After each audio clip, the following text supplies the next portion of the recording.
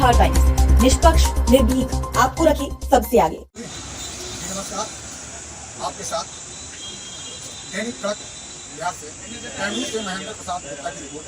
आज कार्यालय मुख्यालय के पास पहुंचे हुए हैं। कई लोग आज का नॉमिनेशन पे चल रहा है। आप देख रहे हैं जो भी कार्यालय हैं हमारे महोबा जिला का है।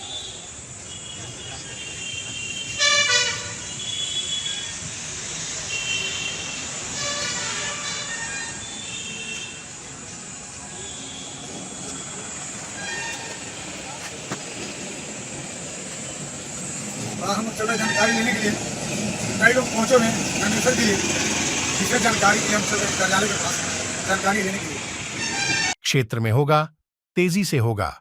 चौतरफा विकास कुदरा से महेंद्र प्रसाद गुप्ता की रिपोर्ट। सासाराम लोकसभा संसदीय क्षेत्र से महागठबंधन से मनोज कुमार ने नामांकन भरा। नामांकन के बाद खलासपुर पोखरा के पास एक सभा को संबोधित किया, जिसमें उन्होंने कहा कि पिछले 10 वर्षों से क्षेत्र में विकास रुका है।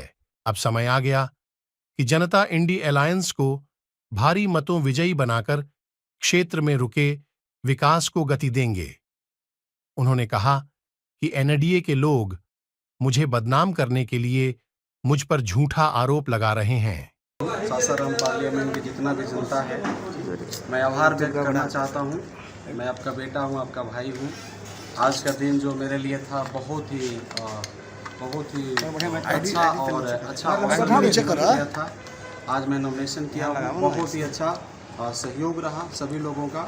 साथ में हमारे इंडिया गठबंधन के जितने भी हुक्मरान हैं, जितने भी पार्टी के लोग हैं, कांग्रेस पार्टी के हमारे जितने भी लोग हैं, आरजेडी के जितने भी इंडिया गठबंधन में हमारे लोग हैं, आप सभी को मेरे तरफ से आभार, धन्यवाद। एक बात मैं आप लोगों को बताना चाहता हूं कि पार्टी हमारे साथ में हर समय खड़ी रही और हमें आज उन्होंने इस लायक समझा।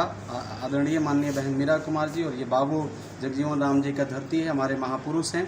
ये मेरे लिए बहुत बड़ा अवसर है कि माननीय बहन मीरा कुमार जी ने मुझे अवसर दिया और आशीर्वाद दे करके मुझे ये सासाराम पार्लियामेंट में भेजा है।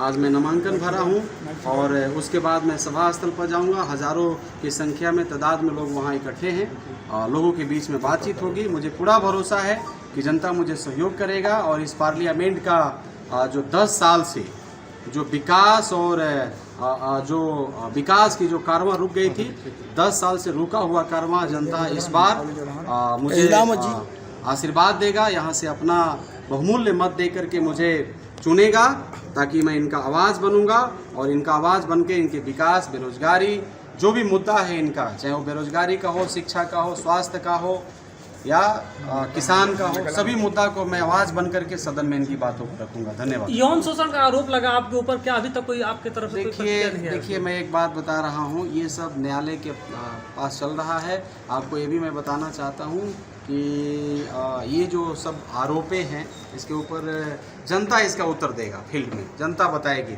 प्रत्यक्ष के आगे प्रमाण की कोई ज़रूरत नहीं है। मैं यहीं का बेटा हूँ, मैं यही रहता हूँ। देखिए चुनाव है, राजनीतिक रंजिश लेने के लिए एनडीए बीजेपी कुछ भी कर सकता है। अब उसके लिए क्या कर सकते हैं? पिछले 2 दशक से कांग्रेस यहाँ से नदारत है, इस बार लग रहा है कि आ पाएगी? पक्का आएगी, यही नहीं आएगी। यहाँ हम चुनाव जीतेंगे और इंडिया गठबंधन का सरकार केंद्र में, चूंकि इतिहास रहा है, सासाराम पार्लियामेंट जो जीता है उसी का सरकार केंद्र में बनता है। पक्का इस बार मैं आपको दावे के साथ कहना चाहता हूँ कि सासाराम हम जीतेंगे।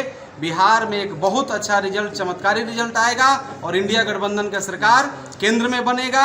4 तारीख को ये फैसला हो जाएगा।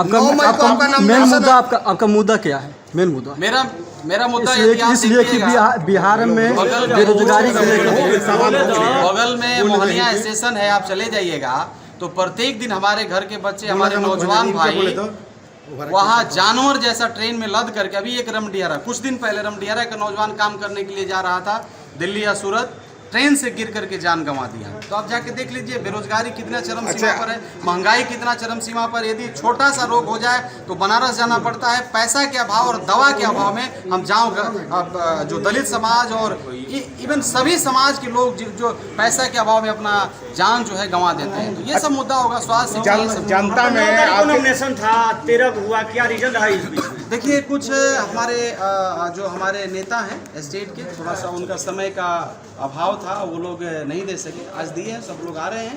तो वो कोई अच्छा, जनता में आपके ऊपर धर्म हस्तांतरण का आरोप है क्या, उस पर अरे मैं कितना चमार सच्चाई है? जाति से हूँ भाई, कितना बार मैं कहूँ। मैं आपको इसलिए अफसोस मैं करना चाहता हूँ क्योंकि मेरे पिताजी 5 साल की उम्र में अनाथ हो गए थे।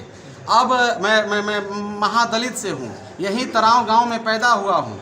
अब मैं कमज़ोर समझ के, मुझे लोग कहने का मतलब दलित समझ करके, मुझे लाचार समझ के जितना लोग दबा रहे हैं दबाए, लेकिन जनता इसका जवाब देगा। कौन लाचार समझ रहा है आपको, कौन समझ रहा है? बीजेपी के लोग, आप देखिए ना बीजेपी के लोग क्या कह रहे हैं, क्या क्या खुल के कह रहे हैं। बीजेपी के लोग लाचार समझ रहे हैं कि ये क्या कर सकता है, अनाथ बाप का बेटा है, चमार जाति में पैदा हुआ है, महादलित है, इसको जैसे चाहेगा आदमी दबा लेगा। तो कोई बात नहीं, हम जनता के साथ में, हमारे साथ में जनता है, जनता इनकी जवाब देगी। पीड़ित पिता का आरोप है कि आपके द्वारा लड़की को, उसकी मां को डरा धमकाया जा रहा है।